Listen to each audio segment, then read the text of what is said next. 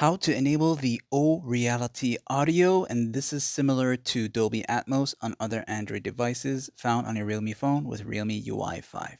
So you'll use the quick panel access, tap on the settings icon, then you'll look for the section that has the sounds and vibration right there.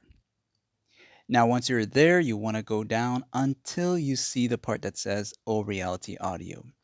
Now, in order for this to work, you will need to have a Bluetooth connected device to get access to the on and off switch, as if you don't have anything connected to it, you won't be able to turn this on. And once again, this works fairly similar to that of the Dolby Atmos on other Android devices.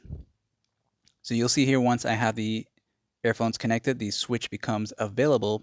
Then you can go ahead and choose the sound profile. You have four options here, and one of them allows you to access the equalizer settings. So this one right here, if you go down after selecting it, the music one, you'll get access to the 10-band equalizer. So you'll see with the other three, they don't, but this one does.